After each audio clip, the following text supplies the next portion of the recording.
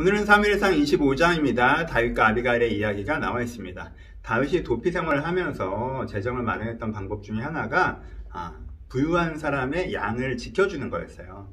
이 큰 양떼들은 이동하면서 자연 손실이 발생할 수밖에 없거든요. 양들이 떨어져 나가기도 하고 짐승이 공격하기도 하고 도둑들이 훔쳐가기도 하고 일정한 5%, 10%, 10%, 15% 이런 손실이 자연 발생을 한단 말이에요.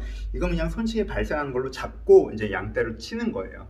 그런데 다윗의 군인들이 이 양떼를 아예 지켜주는 거죠. 그러면은 발생해야 되는 손실이 발생하지 않죠. 그러니까 그게 수익으로 잡히는 거죠. 그러니까 완전히 이런 인원이 지켜주니까 도둑이 들어올 수도 없고 양떼가 잃어버리지도 않고 짐승들도 막아주기 때문에 그렇게 양떼를 다 지켜주고 나면 양털을 깎을 때 수익으로 그들이 환원됐을 때 그 부분에 있어서 몇 퍼센트를 주세요. 알아서 결정해서 좀 주세요. 라고 이렇게 하는 거죠. 그렇죠? 이게 계약서를 쓰지 않아도 관례적으로, 왜냐하면 원래 제로인데 이 사람한테 무조건 플러스가 된 거잖아요. 그래서 그것을 다 달라는 것도 아니고 일부러 달라는 거기 때문에 이 부자에게는 무조건 좋은 일이거든요. 그래서 그렇게 해주면 당연히 주는 게 관례적으로, 오히려 되게 감사하면서 주는 게 관례적으로 자연스러운 일이었죠. 근데 나발은 이걸 띄어먹으려고 했어요. 왜? 다윗은 지금 도망자잖아. 쟤는 법제도 바깥에 있는 애잖아. 내가 이걸 안 준다고 해도 어디 가서 하소연을 할 수 없는 사람이잖아. 내가 안 주면 네가 어떡할 건데? 약간 이런 식으로 하고 다윗 돈을 떼어먹으려고 했죠. 그러니까 다윗이 이 소식을 듣고 너무너무 열받죠. 그래서 그냥 야 말에 타. 그래서 막 달려가죠. 다윗에 주는 메시지는 뭐예요? 내가 법제도 바깥에 있는 사람이라 내 돈을 떼어먹겠다고, 내가 일했는데 거기에 대한 월급을 안 주겠다고, 페이를 안 주겠다고. 그래? 근데 난 법제도 바깥에 있는 사람이라 이미 죽은 목숨이기 때문에 너 하나 죽이는 거 일도 아니거든? 너 법제도 바깥에 있는 내가 얼마나 무서웠는지 한번 겪어봐라. 이렇게 하는 거죠. 그렇죠?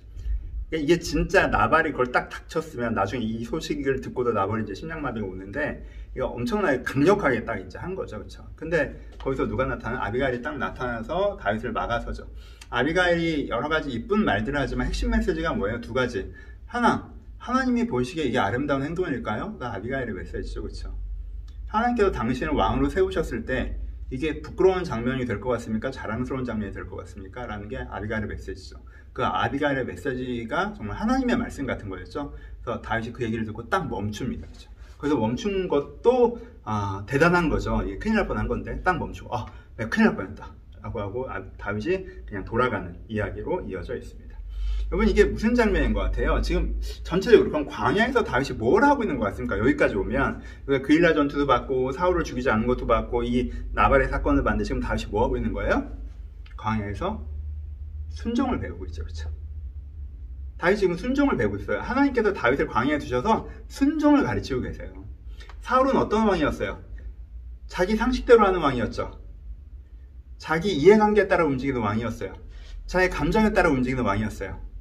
이건 그일라 전투는 상식적으로 다윗이 싸우는 게 맞아요? 안 맞죠. 근데 다윗이 하나님께서 명령하시니까 싸우죠. 이해관계로 치면 사울을 죽여야 돼, 안 죽여야 돼요? 죽여야 되죠. 하지만 다윗은 하나님의 뜻에 따라서 죽이지 않죠. 감정으로 하면 나발을 그냥 두면 돼요? 그러니까 나발을 어떻게든 해버려야죠. 근데 다윗은 감정대로 하지 않죠. 하나님 뜻대로 하려고 하죠. 그렇죠? 물론 할 뻔했지만, 그렇죠? 그러니까 지금 다윗이 여기서 뭐 하고 있는 거예요? 순종을 배우고 있는 거예요. 순종이 제사보다 낫고 사울의 문제가 순종하지 않는 거였잖아요. 뭐에 따라서? 자기 상식에 따라서, 자기 이해관계에 따라서, 자기 감정에 따라서 행동하느라 말씀에 순종하지 않는 게 사울이 패해진 이유란 말이에요. 그럼 사울에 대한 대안으로서 세워지는 다윗은 어떤 사람이어야 돼요? 순종하는 왕이어야죠. 하나님께 순종해서 하나님이 이 땅의 왕이 되시도록 하는 왕이어야 되는 거예요. 그러면 뭘 안 해야 돼요? 자기 상식, 자기 이해관계, 자기 감정대로 판단하지 않아야 돼요. 결정하지 않아야 돼요. 그걸 광야에서 배우고 있는 것이고, 또 광야에서 자기가 그런 사람이라는 것을 하나님 앞에 고백하고 있는 것이죠. 그렇죠?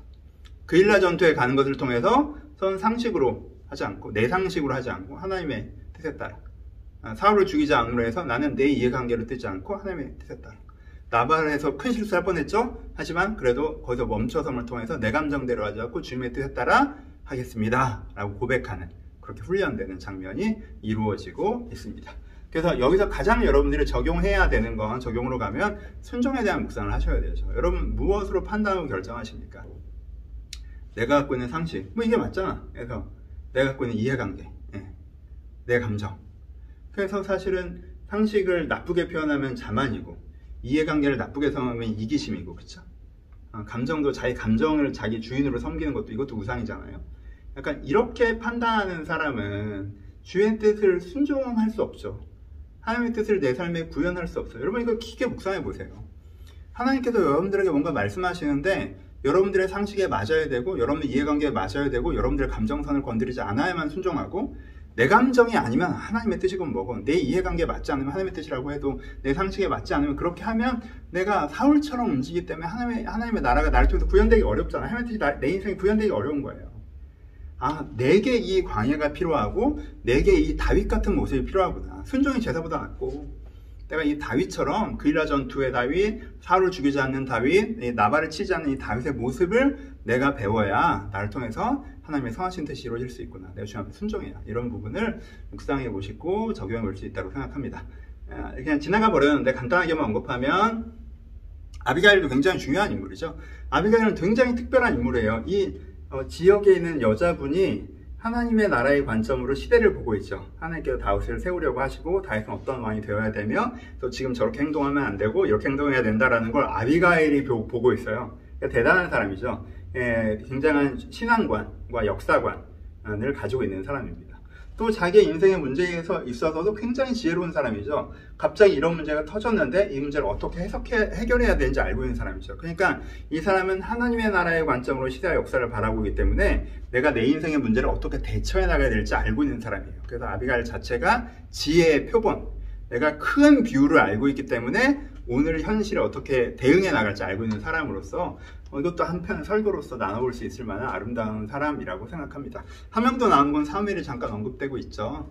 사무엘의 죽음이 짤막하게 언급됐는데 약간 먹먹한 느낌 있지 않으세요? 우리가 사무엘을 또 묵상하면서 왔으니까 이 위대한 사람이 이 짧은 부고 기사처럼 이 짧은 굵기에서도 이 위대한 사람의 죽음을 통해서 우리가 좀 느껴지는 게 있다라고 생각해요. 각자 묵상해 보시고요. 근데 우리가 죽음 앞에서 어떤 사람이어야 되는지를 다시 한번 생각해 보게 하는, 사무엘처럼 살아야겠구나 라고 생각해 보게 하는 부분이라고 생각합니다. 물론 사무엘은 전성기를 이끌고도 아주 아름다운 결과를 보지 못했기도 했고요.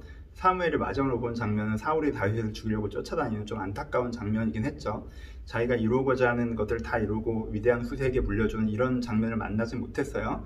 하지만 그의 어린 시절부터 노년에 이르기까지 자기가 하나님 앞에서 감당해야 되는 일들을 감당하면서 믿음의 선한 싸움을 싸웠던 사람입니다.